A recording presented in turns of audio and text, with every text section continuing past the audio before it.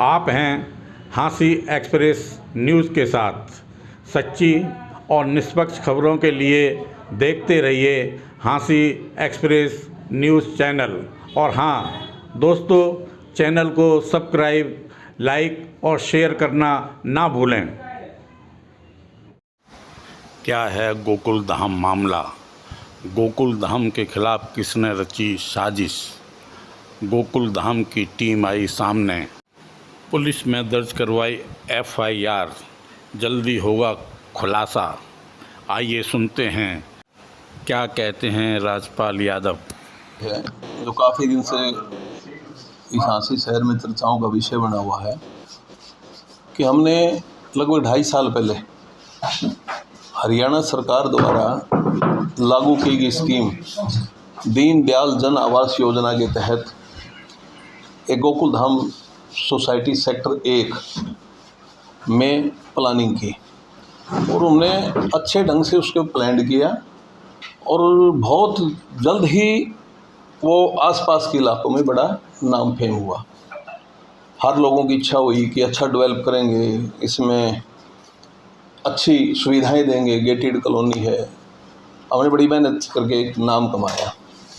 पिछले दिनों एक सोशल मीडिया पे वीडियो आया जिसने हमारे को आर्थिक, सामाजिक सभी नुकसान पहुंचाने का काम किया और वो किसी पत्रकार के द्वारा नहीं है। पत्रकार अपनी बात कहता है, निर्भीकता से कहते हैं, जहाँ सच्चाई होती पत्रकार बोलता है। किसी खास व्यक्ति ने किसी खास मकसद से ये वीडियो तैयार किया है और मुझे अचंभा भी इस बात का होता है कि हाँसी शहर में पहला ऐसा वीडियो जो AI से तैयार किया गया है वो फेसबुक पे डाउनलोड किया गया है। वो मैं एक बार उसकी झलक दिखा देता हूँ। ये हाँसी में गोकुल धाम सोसाइटी अनअप्रूव्ड निकली। हाय राम, हम तो लुट गए। सारी उम्र की कमाई इन कॉलोनी वाले के चक्कर में गवा दी है हमने।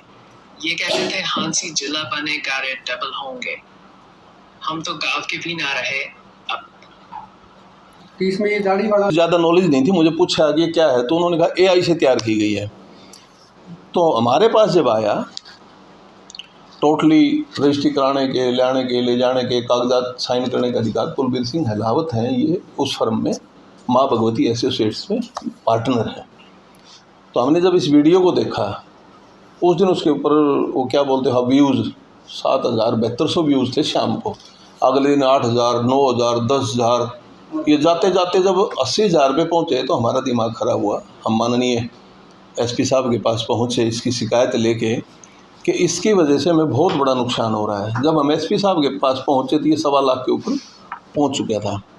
तो माननीय SP साहब ने तुरंत संज्ञान लेते हुए इस पे हमने कहा जी हमारे को इतना बड़ा नुकसान हुआ है। जिस कॉलोनी के अंदर हम 410 के करीब रजिस्ट्रियाँ करा चुके हैं, 550 के करीब हमने अलॉटमेंट करवा दिए हैं, कितने मकान वहाँ लोगों ने बनाने शुरू कर दिए हैं। एक अच्छी कॉलोनी डेवलप हुई, उसकी मर्यादा को, उसके क्या कहते हैं कि नाम को ठेस पहुँचाने के लिए किसी व्यक्ति विशेष ने ये काम किया हो तो हमें इस बात की दिक्कत आई। जबकि ये कॉलोनी जो है ये दीनदयाल की स्कीम है। दीनदयाल की स्कीम में सबसे पहले हम इसको एप्लीकेशन लगाते हैं। एप्लीकेशन के बाद में हमारे को LOI जारी करते हैं जिसको लेटर ऑफ इंटेंट बोलते हैं।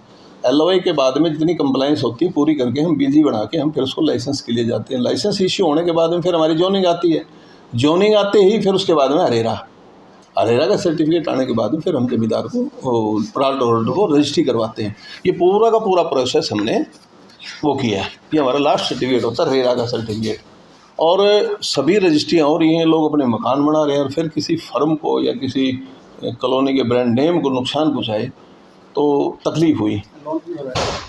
तो अब